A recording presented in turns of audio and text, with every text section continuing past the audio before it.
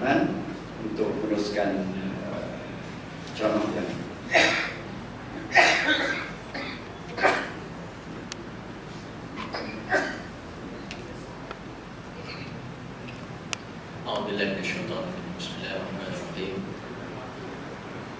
Alhamdulillahi Rabbil Alamin wa bihi nasta'in la udwana illa 'alal zalimin asyhadu an la ilaha illallah wahdahu la syarika lahu wa asyhadu anna Muhammadan 'abduhu wa rasuluhu wa safiyuhu min khalqihi wa habibuhu. Salatu wassalamu ala al-akmalan ala habibina Mustafa Rasulillah wa ala alihi wa ashabihi wa man ihtada bihadihi wa istanna bi sunnatihi ila yaumiddin, amma ba'd. Rabbi shrah sadri wa yassir li amri wahlul 'uqdatam min lisani yafqahu qawli. Assalamualaikum warahmatullahi wabarakatuh. Yang saya kasihi saudara pengisi majlis, Tuan Haji Beriman, khususnya kepada ahli jawatan kuasa surau, tak sempat nak berkenalan tadi sampai kat lewat. Kemudian yang saya hormati tuan-tuan dan puan-puan, hadirin dan hadirat sekalian, pertamanya kita ucapkan Alhamdulillah, Alhamdulillah kerana izin Allah Subhanahu Wa Taala dapat kita berjumpa pada malam ini secara khususnya dan secara umumnya, dan masih lagi diberikan Allah Taala untuk meneruskan kehidupan dalam keimanan dan Islam. Iman dan Islam ni dua nikmat yang kalau tak ada nikmat lain pun tak apa, macam tu. Alhamdulillah. Pada malam ni kita akan membicarakan satu tajuk yang tertera di depan tuan-tuan dan puan ni. Tetapi saya nak meluaskan sedikit skop perbincangannya, bukan sekadar ancamannya terhadap akidah, tetapi juga ancaman dia pada negara kita pada hari ini. Jadi saya akan masuk sikit tajuk berkenaan dengan ancaman terhadap negara kita daripada konteks musuh-musuh luar negara. Dia berkait rapat dengan isu liberalism ni. Baik, sebelum kita pergi jauh ya tuan-tuan dan puan, suka saya nak sebut perkara ni berpuncanya daripada apa yang kita baca dalam Al-Quran. Allah Subhanahu Wa Taala menceritakan tentang kisah Nabi Adam. Kita pun tahu kisah itu, dan bagaimana iblis enggan sujud pada Adam, enggan patuh pada perintah Allah Subhanahu Wa Taala.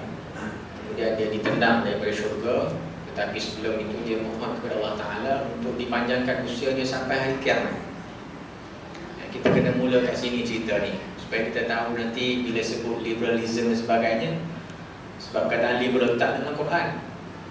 Lagi kita hilang punca pula. Jadi punca ceritanya daripada iblis yang berdendam dengan Bani Adam.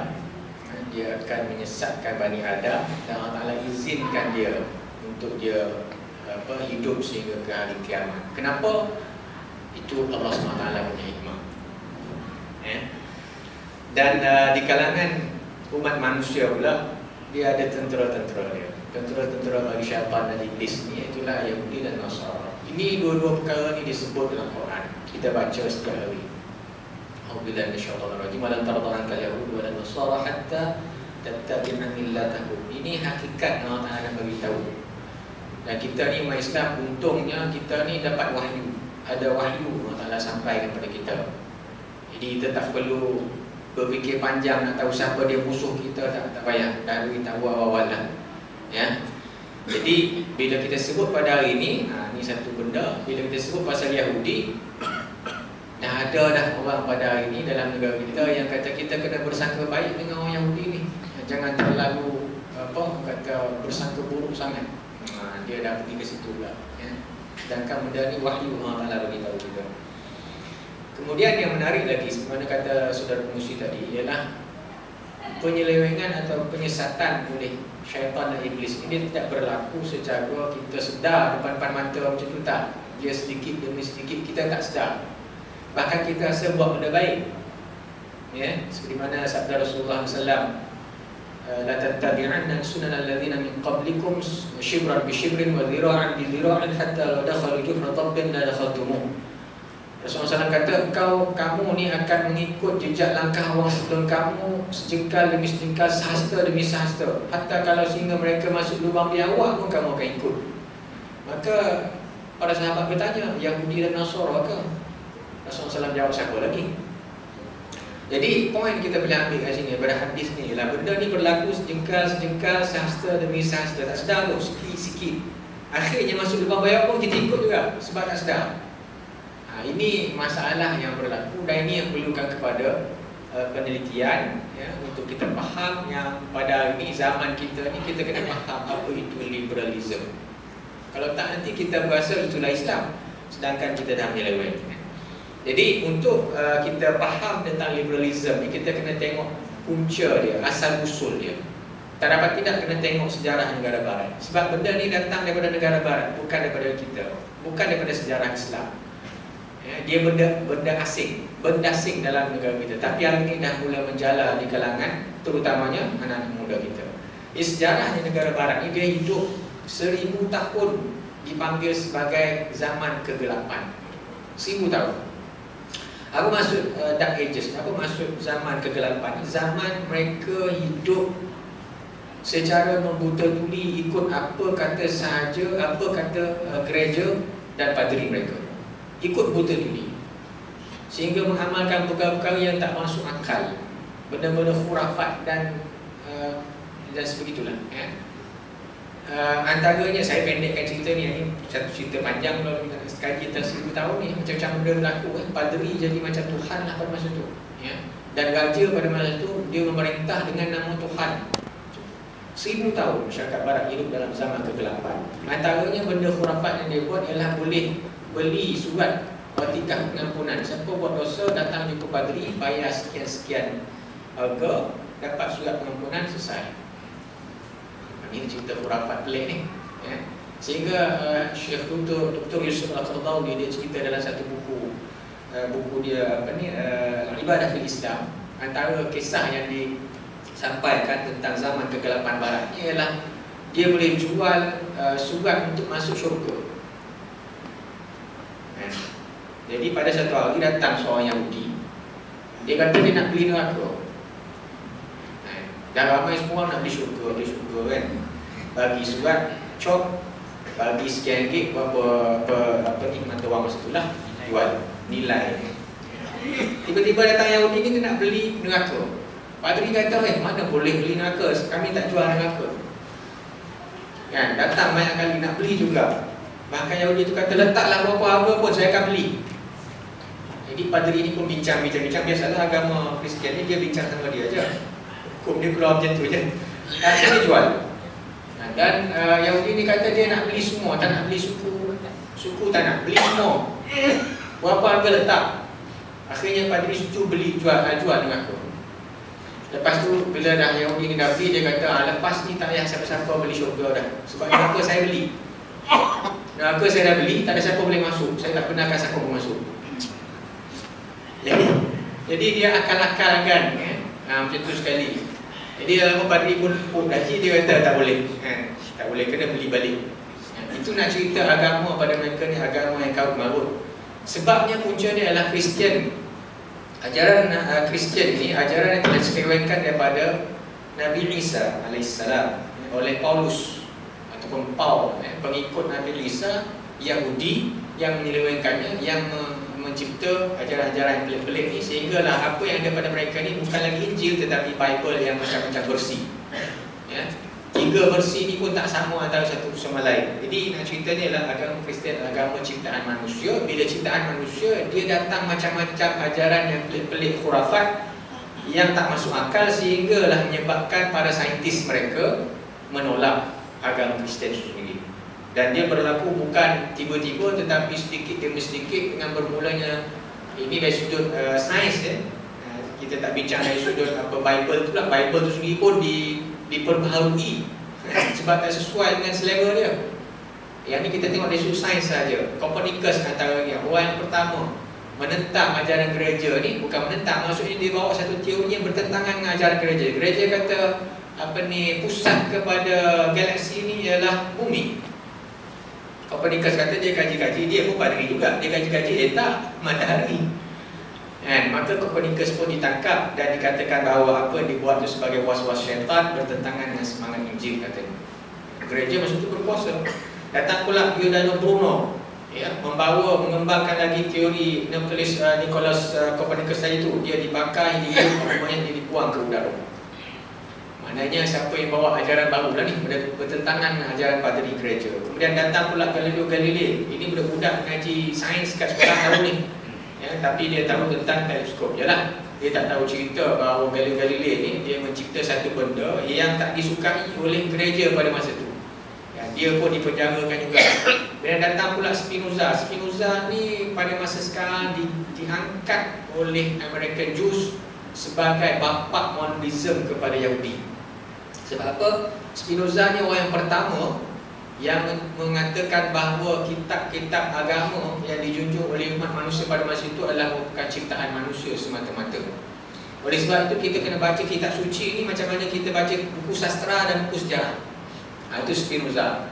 Hari ini di Malaysia dah ada orang macam tu.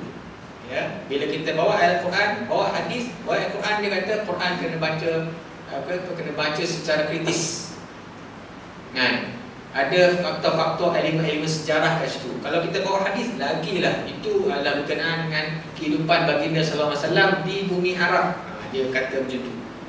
Ini benda-benda yang datang asal usulnya daripada Yahudi. Kemudian John Locke yang akhirnya dia bawa pada teori bila bertentangan antara wahyu dengan akal, maka dahulukan akal. Ini cerita mereka bergaduh dengan gereja. Dan Isaac Newton, kita tahu Isaac Newton ni orang belajar sains pun tahu dia menemui undang-undang graviti. Kita setakat tu lah kita tahu kan. Tetapi dalam pertemuan dengan gereja, apa yang ditemui oleh Isaac Newton ni ialah bahawasanya segala fenomena dalam dunia ni manusia boleh tafsirkan sebab apa. Ada kanun, ada undang-undang sebab musabab. Hujan turun sebab apa, boleh kaji. Jadi akhirnya orang barat kata apa benda yang boleh dicari sebab musababnya, maka tak perlu kita pada Tuhan. Macam tu. Kalau sebelum tu apa kata padri? Ini apa hal hujan turun ni? Padri kata apa, terima je lah. Tapi bila Isaac Newton datang, dia kaji dan dia jumpa isu gravity, undang-undang gravity itu, maka selepas itu merebak sehingga pada hari ini orang barat dia tak percaya kepada benda yang tak dapat dilihat oleh mata, tak boleh disentuh. Berdasarkan kepada penemuan Isaac Newton ni adalah ada di sana undang-undang sebab musabab. Semua benda yang boleh dihurai, dikaji dengan undang sebab musabab, maka kita tak perlu pada Tuhan. Itu sebab orang Eropah barat sekarang ni dia kebanyakan etis. Walaupun dia nak kekalkan identiti negara dia Kristian, tetapi majoriti mereka adalah etis. Itu sebabnya gereja mereka kosong, orang Islam dibeli jadikan masjid. Baik. Pertentangan terhadap gereja ni semakin memuncak, sehingga rakyat bangkit, Eropah bangkit, dan berlakulah revolusi Perancis kemuncak dia. Revolusi Perancis itu menjatuhkan Raja Perancis. Segala anak binat cucu cicit dia semua dibunuh, tolak pemerintahan beraja, dan dengan sendirinya menolak campur tangan padri dalam pemerintahan negara. Itu yang lahirnya gerakan Protestan, Kristian Protestan. Kemudian lahirnya liberalism dan teori ataupun falsafah sosialisme. Dulu sesiapa saya rasa ramai yang sempat dengan perang dingin USSR dan USA dulu. USSR mewakili blok sosialisme dan USA mewakili blok liberalism. Hari ini tinggal liberalism sahaja yang survive. Ini adalah akibat daripada penentangan mereka terhadap gereja. Jadi daripada sinilah, bila mereka tolak gereja, berlakunya revolusi, maka lahirlah, suburlah lepas itu macam-macam iktikad baru, kepercayaan baru. Antaranya Tuhan tu dah mula diragui, betul ke tak betul, betul ke tak betul, mungkin ya, mungkin tak. Dan yang paling menarik sekali ialah dia kata kebenaran itu relatif. Ini kita kena faham.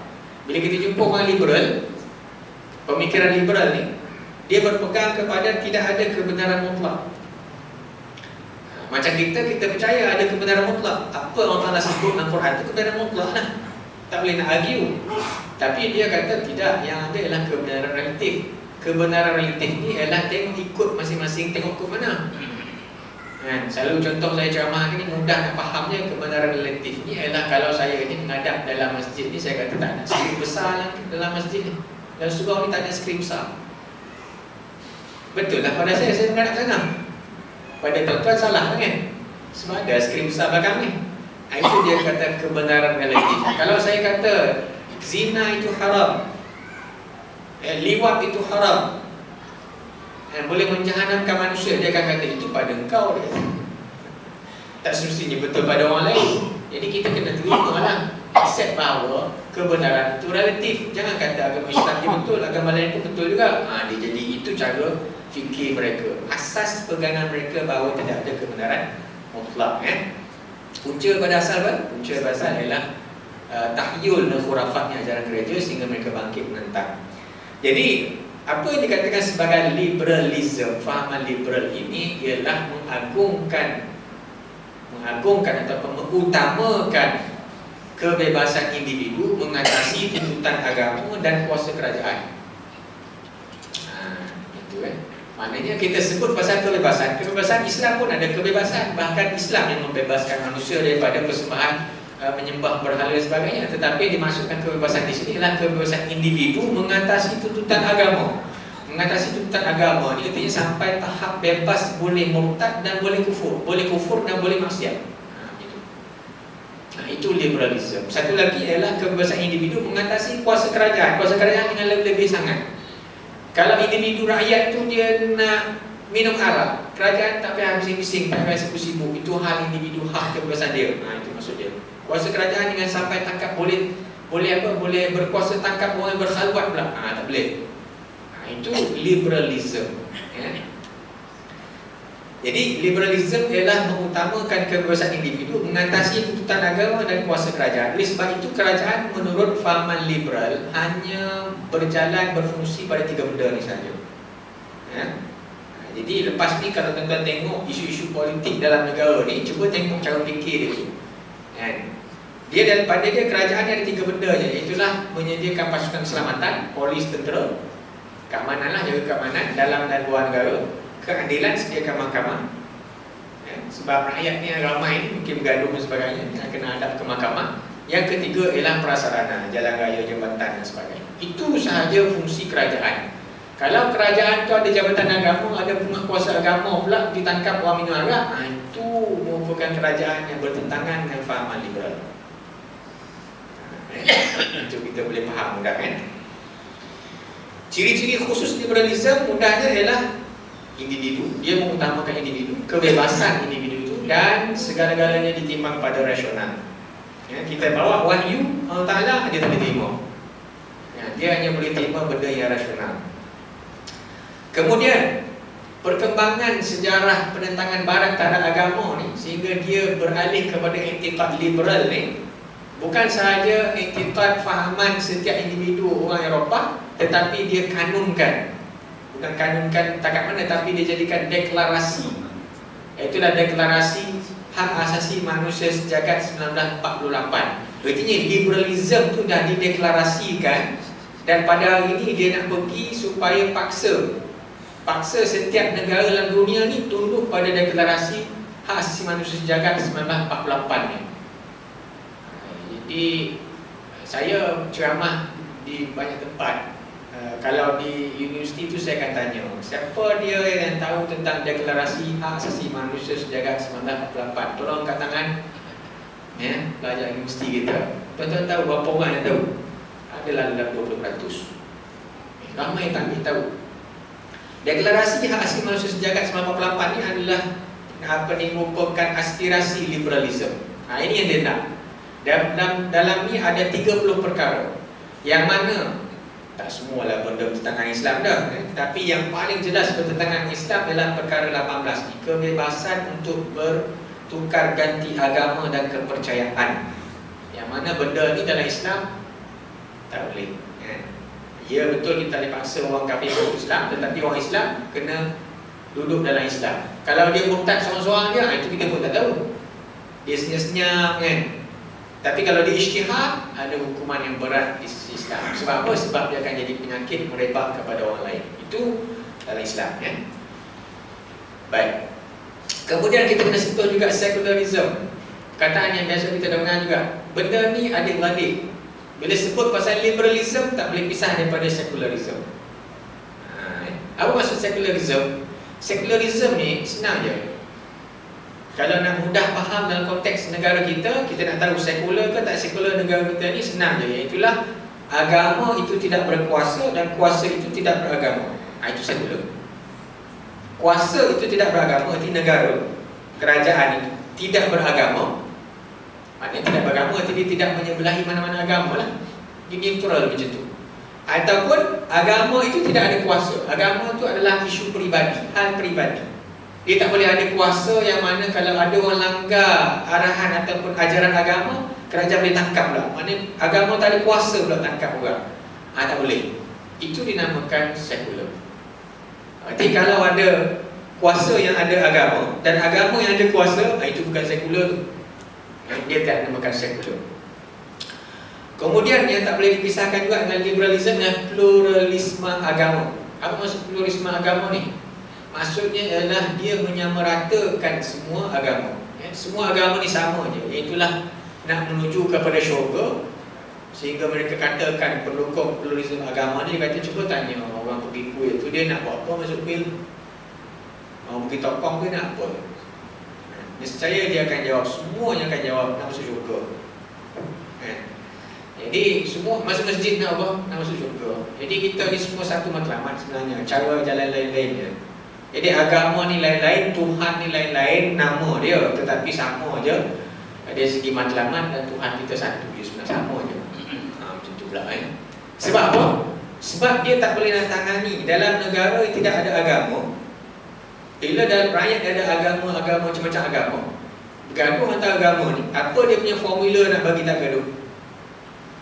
Negara liberal, formula dia ialah semua agama adalah sama, jangan gaduh. Islam boleh tak macam tu? Kita nak kata Islam kita tak payahlah, agama kita ni mungkin tak betul, mungkin betul. Ya Alhamdulillah kata begitu kan. Jadi kita berasa macam tu, itu maksudnya jati diri kita hilang.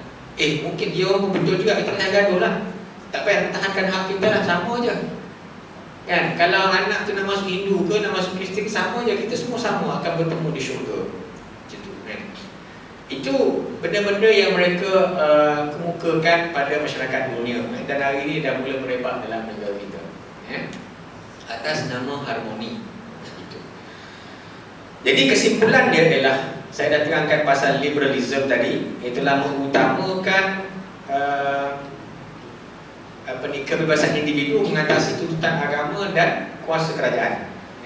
Kemudian dia tak boleh pisah daripada secularism. Sebab kalau negara itu beragama, sudah tentu individu-individu ni, ada individu-individu yang tak bebas kan. Kita kata dia bebas kan. Tapi kalau individu tu hatta Muslim sekalipun, dia nak minum arak, kalau ikutkan liberalism, kena bebas lah. Tapi kalau kerajaan tidak sekular, kerajaan akan tangkap. Jadi dia tak boleh pisah liberalism dengan secularism. Macam tu juga pluralism tadi. Dan mereka punya pegangan dalam pada rationalism berdasarkan kepada logik akal sebenarnya. Baik. Sekarang ni kita nak tengok kita ni siapa. Ini penting tuan-tuan. Kita cerita pasal orang. Tadi ni semua tentang Eropah, tak ada kena dengan orang Islam pun. Asal-asal cerita tu. Sekarang ni kita kena kenal diri kita. Supaya bila kita kenal diri kita, kita tahu yang masuk dalam masyarakat kita ni benda asing ke benda bukan benda asing. Gitu. Kalau kita tak kenal diri kita, kita rasa ni saudara mara kita. Tapi kalau kita kenal, kita tahu apa ni benda asing-benda asing. Pertama sekali ialah kita kembali balik kepada asal usul kita. Kita ni ciptakan Allah Ta'ala untuk beribadah, menghamba-abdikan diri kepada Allah SWT. Artinya kita mesti mempertuhankan Allah SWT, mempertuhankan syarak. Macam kita ni semua hamba sembah Allah SWT. Dan bila kita sebut macam tu, penyembahan kita kepada Allah SWT mesti syumul. Dia bukan sekadar dalam masjid surau sahaja. Dia mesti dalam semua perkara dalam kehidupan kita ni. Ekonomi baik, politik baik, masyarakat baik, pendidikan baik, undang-undang semua. Nah, ini iktiqad kita sebab Allah itu Tuhan Maha Esa, menguasai segala-galanya. Allah Ta'ala bagi Islam itu agama yang syumul, bukan agama untuk ibadat di masjid surau sahaja. Ini pegangan kita. Ini dikatakan sebagai ancaman terhadap akidah. Ini pegangan kita. Dia tak boleh nak kata agama ni hanya di masjid surau saja. Nanti Allah Ta'ala kata dalam Quran dah sebut, a'udzubillahi minasyaitonir rajim, afatu'minuna bi ba'dil kitab wa takfuruna bi ba'd. Apakah engkau beriman sebahagian kitab dan mengkufuri sebahagian yang lain? Tak boleh, kita kena ambil semua. Ya. Jadi antara benda penting dalam Islam ini ialah pemerintahan. Seperti mana kita kata-kata Imam Ghazali, saya nak masuk tentang ancaman liberal terhadap negara. Ya. Jangan kita anggap negara ni tak ada kaitan dengan Islam, so biarlah liberal pun tak apa, kata negara liberal pun tak apa. Islam kita terjaga, kita boleh semayang. Kita kena faham Islam tu bukan sekadar semayang kita sahaja. Imam Ghazali kata alamanna syariat aslun. Syariat itu asas. Bangunan masjid ni ada asas untuk masjid ni. Tetapi yang menjaga syariat ni adalah negara, kerajaan. Itu kita perlu kepada negara. Negara ni akan menjaga syariat. Jadi negara ini jangan dibiarkan jadi liberal. Kalau negara jadi liberal, maka dia akan jadi negara yang tak boleh nak menguasakan apa-apa ajaran agama. Macam kita lalu tadi tentang sekular. Baik, kita nak bezakan antara negara liberal dengan negara sekular ataupun negara Islam. Apa beza dia? Pertama sekali, dia ada 6 perbezaan antara tuan. Tapi malam ni saya bawa 1 cukup lah. Panjang lah cerita kan. Tajuk lain dah tu. Satu faktor yang membezakan negara Islam dengan negara liberal ialah faktor ketuanan. Siapa dia tuan bagi negara? Ya. Ketuanan ialah ketuanan syarak bagi negara Islam. Kalau kita orang Islam, kita ada negara, kita kena faham bahawa ketuanan kita adalah ketuanan syarak, ketuanan Allah Subhanahu Wa Taala. Maknanya undang-undang tertinggi adalah undang-undang Allah Subhanahu Wa Taala. Apa sahaja undang-undang yang Allah dah putuskan, itu yang tertinggi. Ada pun yang tak ada, kita boleh bersyura, boleh berbincang macam mana nak buat undang-undang dalam negara kita. Ini prinsip bagi seseorang Muslim. Sebab bila kita mengucap La ilaha illallah Muhammadur Rasulullah, bila kita mengucap 2 kalimah syahadah ni, berarti dengan sendirinya kita meletakkan Allah SWT itu yang tertinggi. Kehendaknya adalah undang-undang. Kehendak Allah SWT adalah undang-undang. Banyak lagi dalil-dalil, tapi saya tak nak pergi satu persatu tentang ketuanan syarak ini. Ya. Jadi mungkin ada yang bertanya, kita negara demokrasi. Negara demokrasi pilih pemimpin undi kan. Jadi rakyatlah yang jadi tuan sebab dia memilih. Tak, kita pilih je. Kita pilih guna kuasa rakyat untuk pilih pemimpin. Tetapi bila pemimpin tu dah jadi pemimpin, pemimpin dan rakyat yang memilih kena tunduk pada syarak. Kita kena faham tu kan?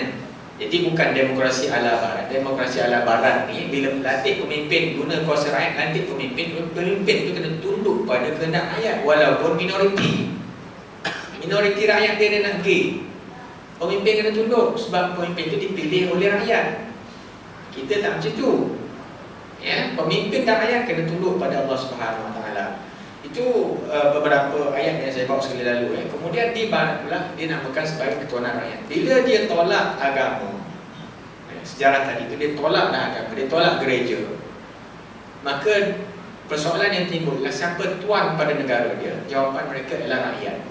Pulang pada rakyat. Itu sebabnya kuasa kerajaan di sana tak besar. Rakyat dia nak buat apa, buatlah selagi tidak kacau orang lain.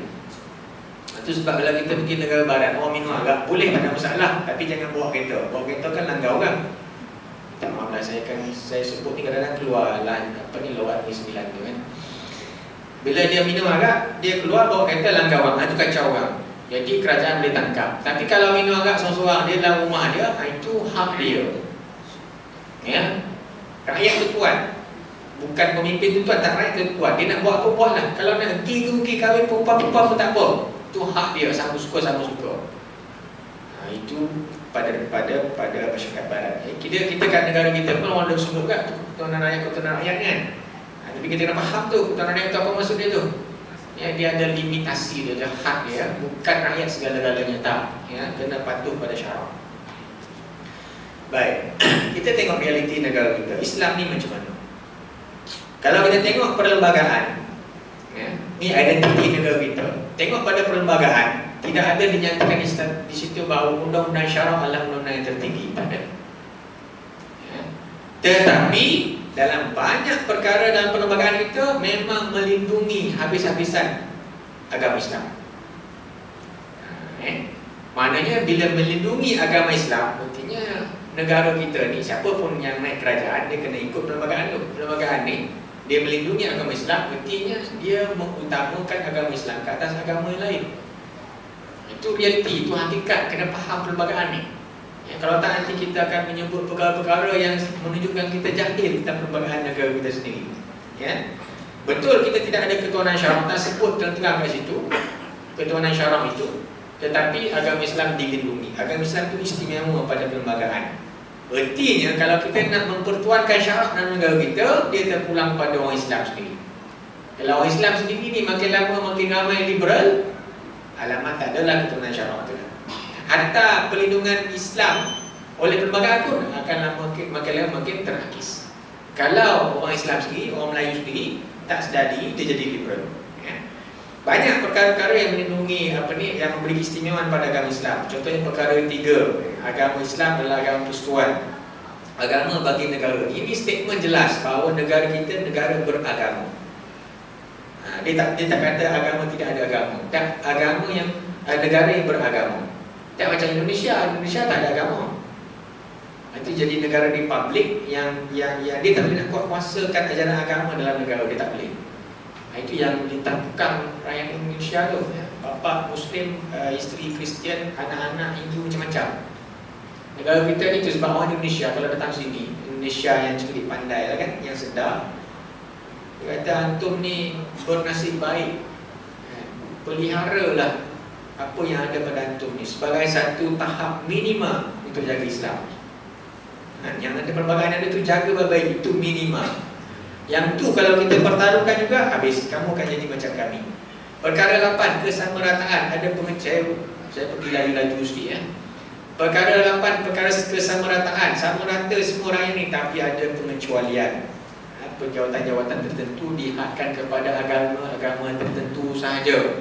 Dulu ada isu program syar'i, orang Hindu nak jadi program syar'i, mana boleh. Tentang dia ada degree undang-undang, kemudian dia buat diploma undang-undang syarah di UIA, belajar tak ada masalah.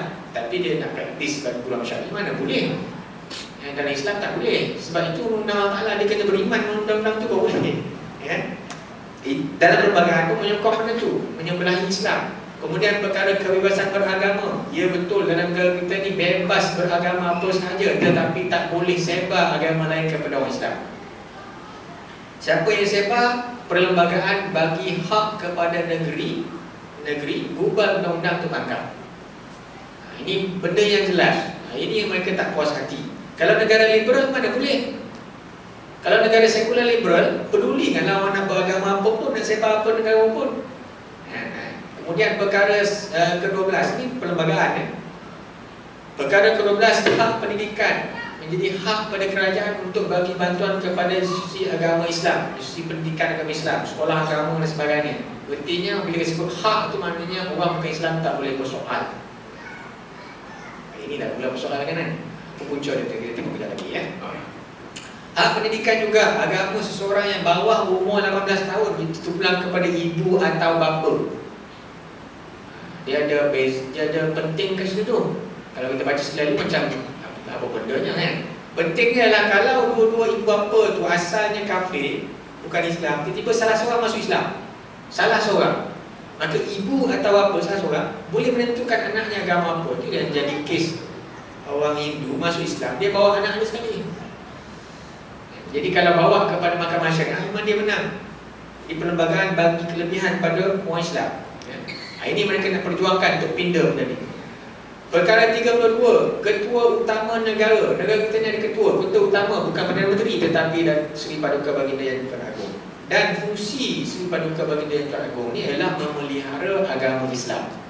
Jadi Islam ni dipelihara dengan fungsi yang agung, yang Tuhan Yang Teragung. Kalau Yang Teragung tidak memelihara, artinya macam seolah jawatan itu tidak ada. Macam tu.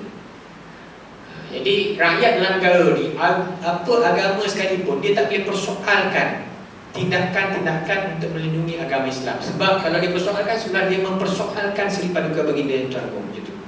Ini perlembagaan kata. Yang ke perkara 121, kuasa kehakiman. Itu bukan perempuan dia yang lelaki. Takut ada orang terkejut lah gambar tu tengah orang dalam masjid ni apa hal ni kan. Halal tengok tu orang lelaki. Kuasa kehakiman. Baik. Dalam negara kita ni, mahkamah paling tinggi adalah Mahkamah Malaya dan Mahkamah Borneo. Mahkamah Tinggi Malaya dan Mahkamah Tinggi Borneo. Dua mahkamah ni paling tinggi. Mahkamah Rayuan, Mahkamah Persekutuan tu rayuan dia, yang paling tinggi adalah Mahkamah Tinggi. Tetapi Mahkamah Tinggi ni menurut perkara 2121 kurungan 1A mengecualikan dia. Itulah dia tidak ada bidang kuasa untuk campur tangan dalam isu ataupun dalam bidang kuasa mahkamah syariah. Ini yang saya nak bawa contoh baru-baru ni, yang kes 3 orang lelaki berpakaian wanita di negeri saya. Malu kan? Ya? Azan dulu ya.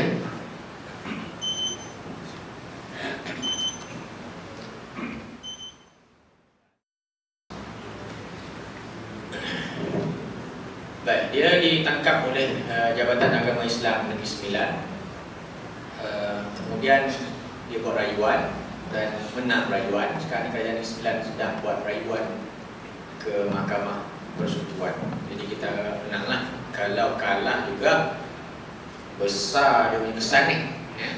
Sebab kesan dia akan pergi sampai tahap kalau ada lepas ni orang lelaki pakai wanita, kita tengok je lah. Masuk tandas itu je perempuan masuk, tengok je lah, tak boleh nak buat apa-apa Ataupun lebih dahsyat lagi, lepas ni lelaki kawan lelaki pun kita bawa Mahkamah Syariah, bawa kes tu, dia akan rayu ke Mahkamah Sivil, yang ni jadi presiden kes, dia akan menang. Jadilah anak-anak keturunan kita, lelaki kawan lelaki, perempuan kahwin perempuan. Mahkamah Syariah akan hilang kuasa. Jadi benda ni benda besar. Benda besar sebenarnya implikasi dia tu. Kemudian selain daripada itu, perkara 150 proklamasi darurat atau isytiharan darurat menyatakan bahawa Parlimen ketika waktu darurat boleh mengadakan apa-apa saja akta undang-undang tanpa melalui prosedur biasa. Tak payah masuk kepada kabinet, tak payah bermula dari kementerian pergi kepada peguam pejabat peguam negara, pergi kepada kabinet. Dia boleh buat terus undang-undang itu, tetapi ada pengecualian. Iaitulah tidak boleh memperluas kuasa Parlimen mengenai apa-apa perkara hukum syarak. Darurat macam mana pun tak boleh kacau hukum syarak. Ini perlembagaan. Mungkin ramai dengan kita tak perasan benda ni. Dan memang budak-budak, anak-anak kita ni kalau lepas SPM, kalau tak pergi ke ambil STP, sekarang ni dia panggil apa? Program persediaan universiti kan. Kalau dia tak pergi situ, dia tak belajar ni. Lepas ni masuk college mana-mana, dia tak belajar lagi. Dan hak istimewa orang Melayu dalam perlembagaan kita memang jelas sebut. Dan sepatutnya hak istimewa orang Melayu ini digunakan untuk menjaga kedaulatan Islam. Dan kita kena faham asal usul perlembagaan ni ialah kita dapat kemerdekaan daripada British. Jadi amat menghairankan jika kita dapat negara merdeka daripada British dalam perlembagaan itu disebut kedaulatan Islam dan ketuanan syarak. Agak pelik sikit lah kan? Takkan British nak bagi kepada orang macam tu, pada perlembagaan yang macam tu. Tapi apa yang dapat masa tu ialah keistimewaan orang Melayu. Itu pun satu benda besar lah. Sebab apa? Sebab orang Melayu ni adalah merupakan orang Islam. Dalam perlembagaan sendiri menafsirkan macam tu. Jadi bila keistimewaan terdapat pada orang Melayu, alhamdulillah lah, sebabnya orang Melayu ni orang Islam dan dia merupakan penduduk majoriti Malaysia. Itu sebab kita angkat slogan kita, Melayu sepakat, Islam berdaulat. Orang Melayu ni kalau bergaduh sama dia, jadi minoriti lah dia kan? Nak tahankan Islam pun tak boleh lah. Jadi kalau nak tahankan Islam, dia kena sepakat. Jadi ini semua dah disebut dalam perlembagaan kita. Kemudian satu benda lagi ialah kuasa raja-raja untuk melantik Sultan, melantik Menteri Besar, budi bicara dia, dan Sri Paduka Baginda, Yang Tuan Agong ada kuasa bicara untuk melantik Perdana Menteri. Ada sikit kuasa dia boleh bicara kat situ. Jadi kalau katakan orang bukan Islam menang sekalipun, ada budi bicara menteri besar tu mesti dilantik di kalangan orang Islam. Walaupun ada undang-undang tubuh mengatakan bahawa mesti orang Melayu. Tetapi ada lagi menyebut bahawa budi bicara Sultan dan juga Sri Paduka Baginda Yang Tuan Agong untuk melantik siapakah dia menteri besar dan Perdana Menteri. Jadi ini semua diibaratkan sebagai benteng nipis. Benteng nipis yang ada pada kita untuk jaga kedaulatan Islam. Jadi kena jaga benda ni, jangan terlepas ke tangan orang lain. Terlepas pada tangan orang lain. Luar ya. Liberalisme mengancam identiti negara dan Muslim. Sekarang ni kita tengok dalam konteks luar negara macam mana benda ni berlaku. Pertama sekali kita kena ingat, selepas daripada kejatuhan United Soviet Russia, USSR, lepas tu Amerika dia berdepan dengan negara Islam. Pada dia negara Islam, negara-negara Islam adalah musuh nombor satu dia. Maka dia rancang. Antara perancangan dia ialah, yang saya nak sebut nanti, ialah menyokong dan mendukung liberal Muslim, orang Islam liberal dalam negara-negara Islam ni. Jadi dia dah gagal. Dia serang, bila 9/11 berlaku, dia serang Afghanistan, serang Iraq. Dia nampak teroris-teroris yang dikatakan sebagai teroris ni, fundamentalis Islam ni, kalau hilang dibunuh sebagai pun, orang Islam ni dia kekal Islam, dia tak boleh nak asimilasi dengan orang kafir. Maksud saya, kita ni macam baru-baru ni timbulkan Lee Kuan Yew nak sebut, memang jelas dia sebut benda tu. Dia kata bangsa-bangsa lain, agama-agama lain semua boleh assimilate antara satu sama lain, tetapi orang Islam dia tak boleh. Artinya apa? Dia kata kalau dia duduk minum dengan orang Islam tak minum arak, dia minum arak. Mana tak boleh asimilasi dia tu. Dia nak kita boleh hidup macam cara dia, baru dia kata kita boleh assimilate dengan dia, asimilasi dengan dia. Jadi Barat faham benda ni. Kalau orang Islam pegang pada Islam yang sebenar, memang orang Islam ni tak boleh nak dijajah, tak boleh nak dikuasai. Hegemoni Barat tak boleh nak kuasai negara yang mana umat Islam ni berpegang pada Islam yang sebenar. Oleh sebab itu, bukan orang Islam tu dibunuh, tetapi Islam tu kena ubah. Kena ubah Islam tu sendiri. Jadi Islam liberal, Islam yang tidak ada prinsip. Yang ni siapa nak memainkan peranan? Yang memainkan peranan ialah di kalangan Muslim liberal, ya. Dan mereka pula mendapati dalam negara-negara Islam ni memang banyak puak-puak dah. Mana-mana negara pun macam-macam aliran ada. Jadi itu sebagai satu keadaan yang menyebelahi mereka. Apa yang mereka akan buat ialah pergaduhkan dan sokong liberal Muslim. Ini benda yang jelas berlaku. Itu sebab sekarang ni kalau kita baca Taliban di Afghanistan, sampai sekarang ikut apa yang dilaporkan oleh akhbar-akhbar di Amerika sendiri pun, ya, mereka mengatakan bahawa tidak ada sesiapa di Afghanistan sana yang tidak percaya bahawa Amerika membiayai Taliban. Sebab apa? Sebab membiayai Taliban ni boleh prolong, boleh melamakan lagi Amerika wujud di Afghanistan. Itu memang cara hidup Amerika di negara-negara Islam macam tu. ISIS pun sama juga. Ya, dia yang membiayai, biar benda tu berlaku krisis dalaman tu, bagi dia boleh campur. Itu modus operandi dia biasa. Jadi dia guna aliran-aliran yang ada dalam negara Islam untuk dikatakan sebagai perang idea. Dan bila berlaku perang idea di masing-masing dengan aliran masing-masing, mereka akan support liberal Muslim. Ini fungsi yang mereka akan support liberal Muslim. Yang mana liberal Muslim ni dia punya pegangan dia apa? Ni kita nak faham ya. Liberal Muslim ni dia pada dia demokrasi, pluralism, hak individu apa semua ni tidak ada pertentangan dengan Islam. Artinya Islam itu boleh menerima kebebasan individu walaupun individu itu melanggar ajaran Islam. Itu sampai tahap maknanya saya Islam tapi tak semestinya saya sembahyang. Dia macam tu. Dia akan bawa ke arah itu. Etikot dia macam tu. Ya.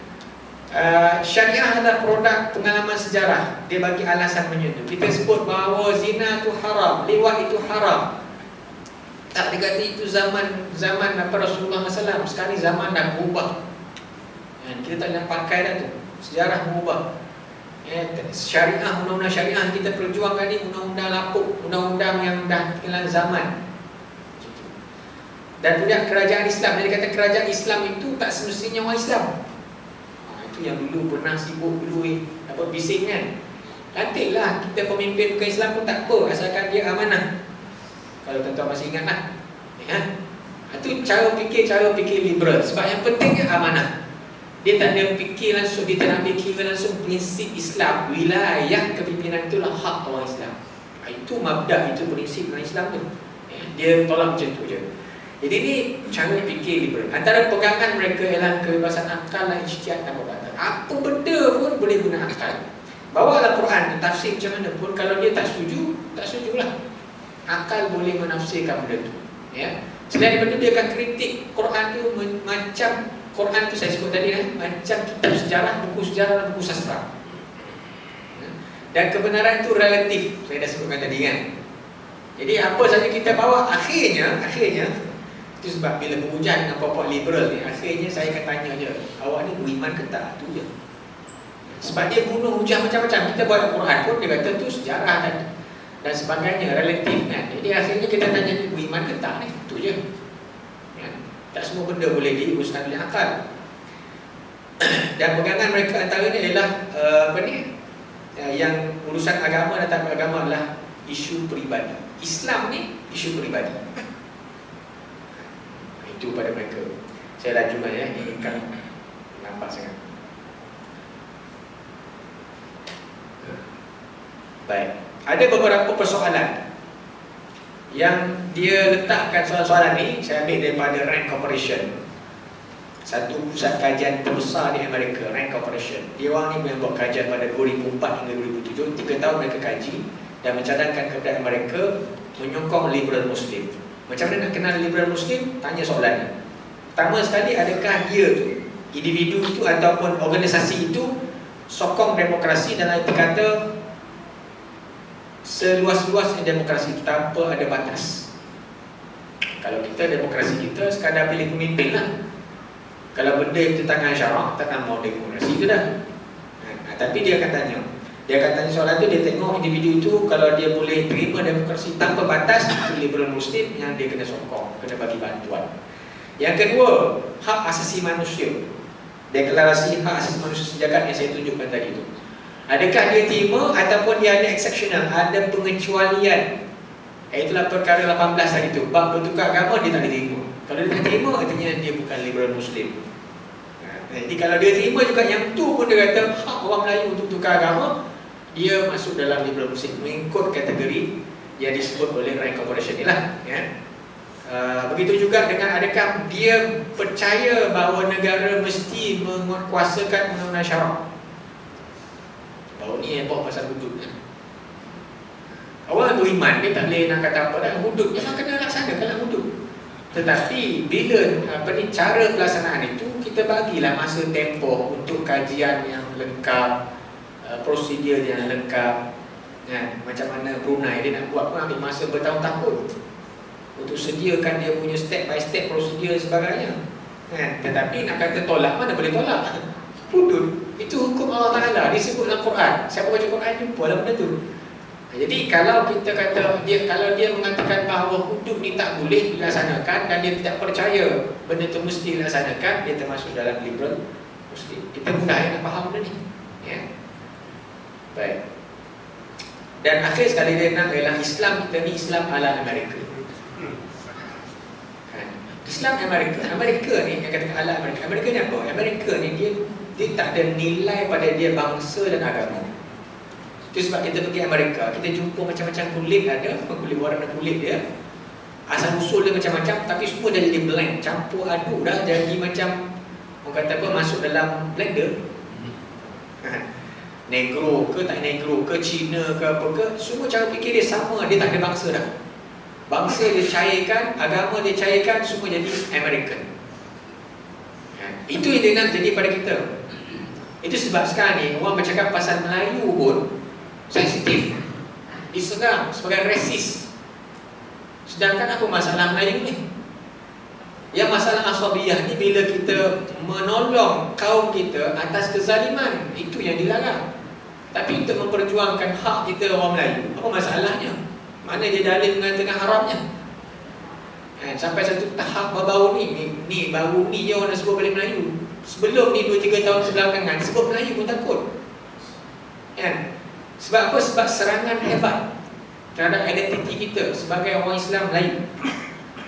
Dan benda ni merupakan perancangan Amerika untuk melusuhkan, menghakis jati diri kita sebagai orang Melayu. Tuan-tuan dan puan, saya nak sebut satu contoh. Kadang-kadang kita tak perasan apa pentingnya Melayu dengan Islam ni. Saya beri contoh. Contoh tentang kes I want to touch a dog. Saya nak sentuh anjing kan. Okay. Banyak orang cerita pasal najis dan sebagainya. Dia bukan isu najis tu. Najis tu pun dia boleh tunjuk cara nak samak lah benda kan. Tapi point dia ialah kita kena faham macam ni kan. Agama ni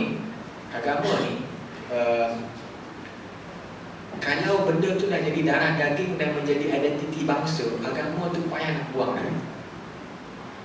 Saya bagi contoh macam ni. Imam Malik radhiyallahu anhu, dia kata, dia seorang je mengatakan bahawa arak itu najis. Sebab Imam Malik ni terkenal, siapa yang belajar mazhab-mazhab, dia faham bahawa Imam Malik ni antara imam yang banyak mengutamakan maqasid, tujuan. Apa dia poin saya sebut sini ialah arak itu najis. Berarti kalau orang dah anggap arak itu najis, dia takkan dekatkan najis.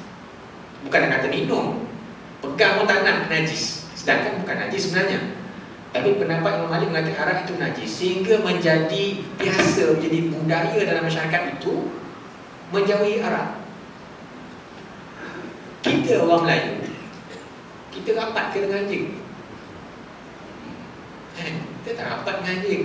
Walaupun kita tahu bila dah sentuh benda najis tu, kita tahu cara nak samak pun kita tahu kan. Tak tahu belajar lah. Tapi nak cerita budaya kita, anjing tu sendiri kita jauh kan. Dan tak adalah kita sampai bunuh dia, batang jumpa anjing bunuh, tak juga kan. Tapi kenapa dibawa benda-benda macam tu? Sebab nak ubah supaya akhirnya yang tinggal ialah faktor agama semata-mata, bukan faktor budaya dah. Faham maksud saya tak? Maknanya dari segi budaya tak habis dah. Melayu pun dah mesra anjing kan? Mesra anjing. And then kalau berlaku tersentuh najis, jadi faktor agamanya kita pun sama. Itu je. Maknanya dia punya benteng tu dah makin tipis. Tinggal faktor agama ni. Dan kita kena tahu bangsa kita ni, agama ni tak kat mana. Kalau kita susun 10 orang anak muda kita ni, ini kajian ni tuan-tuan, 10 orang kita susun, 2 orang je semayang, yang penuh semayangnya, 8 lagi tak solat penuh. Kita agama kita tak kat mana. Itu sebabnya kalau budaya tu dah jauh daripada anjing, peganglah benda tu, budaya tu. Itu halus teliti dia orang punya perancangan untuk menghakis jati diri kita kan. Baik, gejala-gejala yang berlaku, gejala untuk murtad, menukar agama, dulu pernah berlaku. Sampai sekarang pun kita tak tahu berapa ramai bilangan orang yang murtad kan. Yang murtad senyap-senyap kan. Yang rekod sekian banyak kan. Jadi yang di Najwa ini dia murtad dan dia nak tukar kad pengenalan dia. Tukar kad pengenalan itu, buang perkataan Islam, 5 huruf dia buang. Ada orang Islam sokong dia sokong atas nama apa? Hak asasi individu. Kerajaan tak boleh nak sekat dia. Dia memang dah kafir pun. Ni kalau ulama, ada pula di kalangan asatizah orang lepasan pengajian agama lah sampai tahap PhD yang bagi hujah, kita nak buat macam mana? Dia dah memang kafir dah pun. Yang kita duk sibuk tahan dia ni kenapa? Jadi tuan-tuan cuba bayang kalau orang yang belajar cakap macam tu, rakyat umum pening lah kesan dia besar. Kalau kita main kad kita ni tak ada agama kat situ, kesan dia ialah lepas ni jawatan agama tadi yang tangkap siapa dah. Orang minum arak dia tangkap, saya bukan Islam, mana bukti saya Islam? Tutup bahagian penguasa.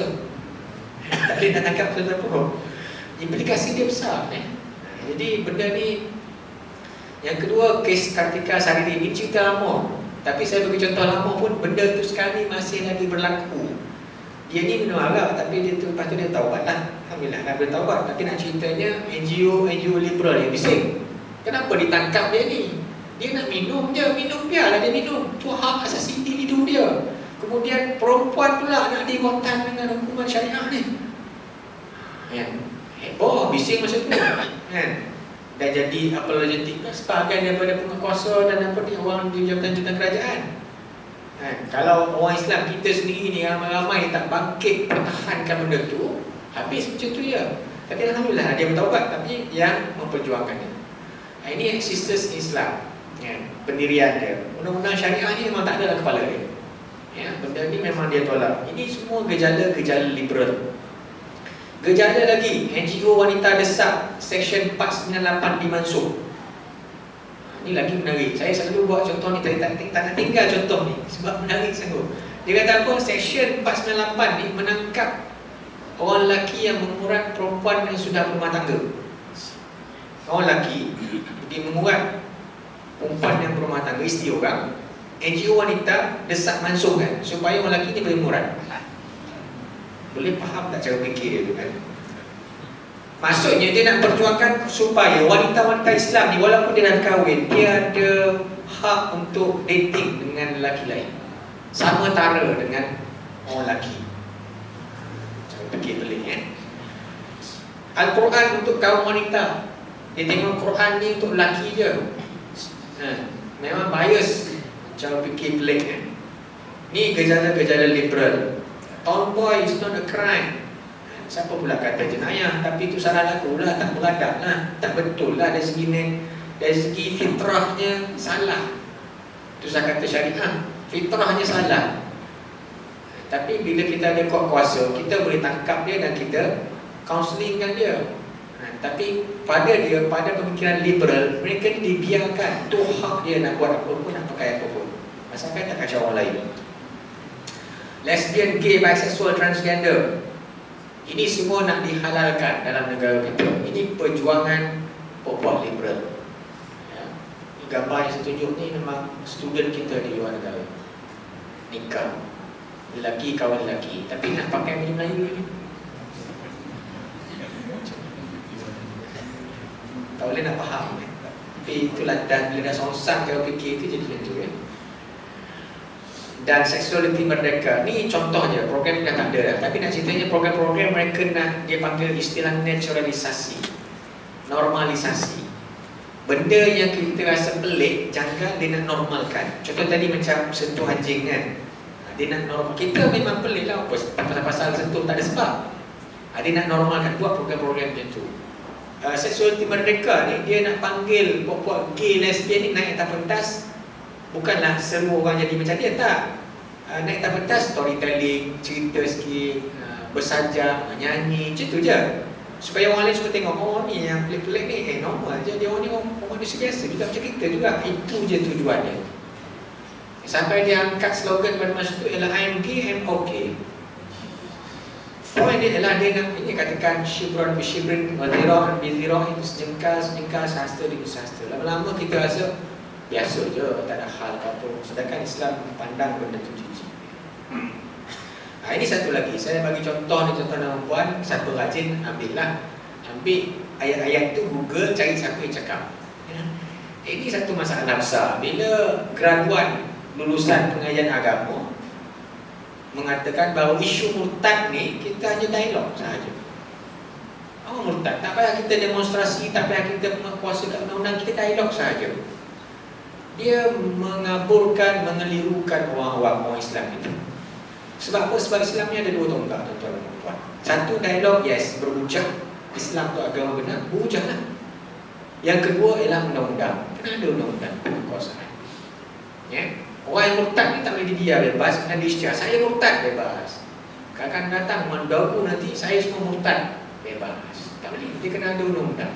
Islam tertegak tak ada tonggak. Undang-undang, penguasaan dan juga hujah. Dia tak boleh satu je. Yang dia bawa masuk di sini ialah satu saja, dialog dan hujah. Dan dia punya poin, dia kata jangan kita mengulangi sejarah barat dulu. Sejarah barat dulu yang saya cerita tadi tu, bila saintis dia lawan gereja, saintis tu dibakar hidup. Kita jangan buat pada orang murtad, orang Islam murtad kita macam tu. Dia bawa analogi macam tu, dia bawa cara fikir macam tu. Memang rosak. Benda ni diterbitkan dalam akhbar Sinar Harian macam ni, artikel. Kalau tuan rajin ambillah. Islam adalah agama dialog dan hujah. Dia bukan agama perhimpunan untuk membantah orang lain bersuara. Tuan-tuan tarik muka tu, jumpalah siapa yang cakap. Saya tak nak cerita kat sini. Ini tokoh liberal dalam negara kita. Ini saya boleh sebut sebab dia memang isytihari dia. Dia menyeru ke arah secularism. Dr. Farouk Musa. Dan dia buat wacana-wacana di mana keadilan dalam perundangan Islam. Tanya mana keadilan. Islamic Renaissance Front. Nama memang cantik. Front Kebangkitan Islam. Tapi yang dia bawa ialah liberal. Macam apa, Khashoggi ni rakyat Saudi. Dia hina Rasulullah SAW. Kemudian dia lari ke Malaysia. Orang Malaysia tangkap. Kerajaan Malaysia tangkap, hantar balik. RF marah mereka dari Malaysia. Kenapa hantar balik? Nanti dia akan dibunuh. Sedangkan dia hanya mempraktiskan kebebasan bersuara dia. Dan yang mutakhir ni kebebasan akhbar. Kebebasan akhbar sampai tak fitnah pun tak apa. Ini cara fikir liberal ni. Benda tu jelas memang fitnah. Tak, dia pertahankan atas nama kebebasan akhbar. Ini semua cara fikir liberal. Sisters Islam punya pendirian saya tak pernah panjang-panjangan lagi, mana jelas. Dan mereka buat wacana-wacana tentang Islam di gereja. Ini semua adalah cara fikir liberal. Sebab apa? Sebab Islam itu bukan eksklusif pada orang Islam sahaja. Rakyat dalam negara ni yang bukan Islam pun berhak untuk bincang pasal Islam. Sebab sama rata. Satu lagi contoh, lepak maqasid. Ini pun wacana-wacana liberal. Sebab apa? Sebab maqasid ni, siapa belajar syariah, maqasid ni dia kalau belajar Universiti Azhar tu lepas 4 tahun baru belajar maqasid. Tahun 1, tahun 2, tahun 3 tak belajar, tahun 4 pun tak belajar. Dan grade daripada Universiti Azhar pun tak belajar secara khusus maqasid ni. Masuk master barulah belajar tentang maqasid, tingginya ilmu maqasid ni. Tapi tak, dia bawa bincang dekat mana? Dekat kedai kopi, kat restoran Khulafa Bistro, Seksyen 7 Shah Alam. Siapa-siapa datang, kita bincang pasal maqasid. Sebab apa? Sebab dia nak, ini atas nama demokrasi, semua orang boleh bersuara. Yang tak ada ilmu pun tak apa, bebas untuk bersuara. Rosak agama ni. Pemahaman agama takkan rosak di kalangan generasi muda. Ini benda yang berlaku dalam negara kita. Saya tak pasti tuan-tuan dan perempuan perhati tak anak-anak kita. Anak-anak tuan-tuan perempuan pergi mengaji kat Kuala Lumpur tu. Cuba tengok dia pergi mana tu. Dalam FB dia berkawan dengan siapa. Cuba perhati elok sikit Kemudian dia boleh joint venture dengan Syiah. Pokok liberal ni. Sebab apa? Sebab Syiah memang sukalah. Bila liberalnya negara kita ni, maka dia bebas. Sebab apa? Sebab bukan sekadar Syiah, ajaran sesat pun bebas. Sebab apa? Sebab agama itu adalah isu peribadi. Kerajaan tak ada kuasa ke atas agama seseorang. Agama itu sama ada khurafat ke, ajaran sesat ke, Islam ke, Kristian ke, Syiah ke, itu hak dia lah. Jadi kalau negara ni semakin liberal, pemikiran anak-anak muda kita semakin liberal, Syiah pun akan makin kembang. Syiah ni saya pendekkan cerita, kat mudah ceritanya ajaran sesat. Kalau nak ceritakan jadi cara malaikat. Baik. Bila orang Islam kita dah semakin liberal, anak-anak muda kita ni, cara fikir dia makin liberal. Dan juga sebahagian daripada orang politik pun dah mula bersuara dengan suara-suara liberal. Apa jadi? Orang bukan Islam makin berani. Makin berani. Dan mereka nak ubah identiti negara kita yang kita dibincang tadi itu. Identiti negara kita ni bukan negara sekular. Walaupun tidak mempertuankan syarak, tapi Islam itu dilindungi dan tidak sekular. Dia nak ubah identiti itu kepada jadi negara sekular macam Indonesia. Ini mereka minta terang-terangan. Dan mereka bukan beraksi dalam negara, mereka beraksi di luar negara. Pergi lobby negara-negara dunia ni untuk tekan Malaysia agar melakukan pindahan-pindahan supaya negara ni jadi negara sekular dan liberal. Antara yang mereka tekan adalah mansuhkan undang-undang syariah oleh Kemanggu.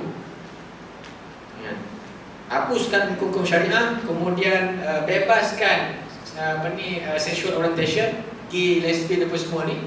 Nak buat persatuan apa boleh lepas ni. Kemudian kebebasan untuk murtad. Membenarkan kristenisasi sekarang ni tak boleh nak sebar ajaran bukan Islam kepada orang Islam. Boleh kan? Jadi mereka bukan desak dalam negara, bukan demonstrasi kat parlimen, dekat depan kabinet ke tak. Mereka pergi luar negara, lobby negara luar supaya tekan Malaysia pada persidangan pertubuhan bangsa-bangsa bersatu. Ini aksi mereka, mereka makin berani. Mereka nak menghapuskan kedaulatan Islam dalam perlembagaan. Sekarang ni kita dah sebut tadi perkara ketiga dalam perlembagaan mengatakan bahawa Islam adalah agama persekutuan. Mereka nak tafsirkan ia adalah agama rasmi. Agama rasmi artinya dalam majlis rasmi itu doa Islam lah, tu je. Pakaian dalam parlimen bila persidangan perasmian tu pakailah songkok macam tu. Doa mufti lah. Sekadar itu sahaja rasmi. Tetapi dari segi agama, dari segi negara ini, negara tidak ada agama. Dia nak macam tu. Dan meletakkan Islam atau syariah di bawah norma-norma antarabangsa. Norma-norma antarabangsa sekarang ni, negara dunia ni memang liberal. Cara fikir liberal. Tak payah pergi jauh, kita pergi airport je cukup. Airport naik kapal terbang tu tengok. Itulah dia masyarakat antarabangsa. Macam-macam ragam. Kita nak sebut syariah apa bendanya, tak ada syariah lah tu. Gay ke lesbian ke biasa je. Jadi dia nak syariah kita tu tunduk pada norma-norma antarabangsa, yang mana kalau gay tu halal. Menyamatarafkan semua agama di negara kita. Dia nak macam tu. Ni orang bukan Islam dalam negara kita. Terang-terang dia minta benda tu. Dan kita masih lagi bertelagak sama kita. Kemudian memperjuangkan kebebasan berfikir secara mutlak. Antaranya adalah kalau lepas ni ada orang buat ajaran sesat, itu kebebasan berfikir. Lepas ni kalau ada orang yang buat macam Yahpin tu, tu kebebasan berfikir. Tak payah ditangkap kerana dia mempunyai ajaran yang lain. Kalau negara barat, Yahpin tu bebas je, jangan sampai dia bunuh orang je. Kerajaan langit. Memperjuangkan kebebasan fikir secara mutlak juga. Itu yang baru ni pasal khutbah. Jadi dia anggap khutbah Jumaat, setiap Jumaat itu mendoktrinkan kepada orang Islam agar berpegang pada Islam yang ortodok, yang asal, yang macam yang kita faham. Jadi dia kalau boleh khutbah pun tak ada. Tak payah khutbah lah. Masing-masing tafsir dari segi masing-masing agama ni. Dia sebab orang liberal dia kata tafsir ni jangan tunggu ulama dia kata. Sebab Allah Ta'ala ni maha adil, dia bagi Quran ni pada setiap orang. Jadi kenapa ulama je boleh tafsir? Tidakkah Quran itu semua orang? Semua orang boleh tafsir lah. Pening kita. Dia makin berani, dia boleh sanggah, kita boleh khutbah. Jadi saya nak simpulkan apa yang kita sampaikan pada malam ni.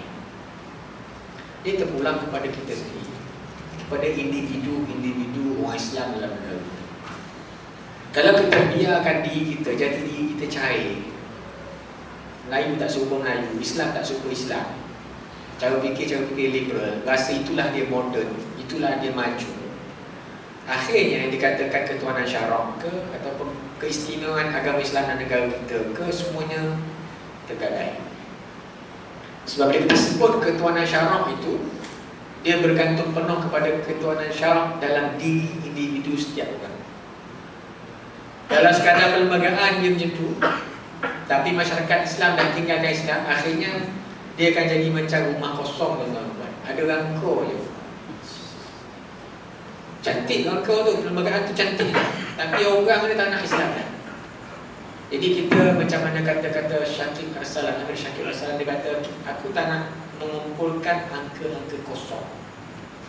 Kosong campur kosong, campur kosong, campur kosong, 1000 kali kosong pun akhirnya sama juga kosong. Jadi sepatutnya kita ni kuat kerana jati diri Islam kita. Negara kita ni negara bukan negara sekular. Dia dah letak keistimewaan bagi agama Islam tu dah. Tinggal lagi siapa nak isi? Kita. Ayat individu Muslim. Jangan biarkan gejala liberal itu tersebar dalam negara kita, dalam anak muda kita. Media sosial pada hari ini adalah media yang tidak ada sempadan. Cara fikir mereka tu masuk depan pada anak-anak kita ni dalam poket dia. Kalau dulu zaman saya dulu, tuan-tuan perempuan dulu zaman tahun 70-an kan, TV itu satu rumah satu. Lepas tu dia naik sikit, setiap bilik ada TV. Sekarang ni dalam pokek. Ya, video lucah ke apa dalam pokek. Betapa tak ada sempadannya. Semua benda boleh masuk dalam rumah kita. Tinggal satu sempadan kita. Iman kita dan kefahaman kita. Jadi harapnya dengan penyampaiannya, bila kita faham apa itu liberal, cara fikir, apa itu Islam yang tulen, membetulkan syarak dan sebagainya untuk kita bincangkan tadi itu. Dan kita tahu perlembagaan negara kita macam mana, identiti negara kita macam mana. Lepas ni kita boleh jadi ada benteng yang kuat agar semua surat-surat yang batil ini kita boleh tepis. Dan kita boleh bina generasi baru agar menjadi kuat, membawa risalah dan boleh sampaikan mesej Islam yang sebenar kepada seluruh umat Islam. Bukan sahaja di Malaysia, bahkan seluruh dunia. Itu saja yang baik saya pada malam ini. Aku qauli hadza wa astaghfirullah. Waalaikumsalam warahmatullahi wabarakatuh.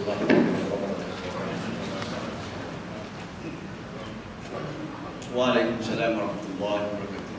Jadi saya bagi pihak surau mengucapkan jazakallahu khair kepada Al-Fadhil Al-Ustaz Muhammad Hazizi bin Abdul Rahman yang telah memberi pencerahan, dan saya jangka tuan-tuan dapat memahami apakah sebenarnya yang berlaku di luar surau kita, di luar masjid kita, di luar rumah kita, dan sedikit sebanyak juga telah memberi pencerahan tentang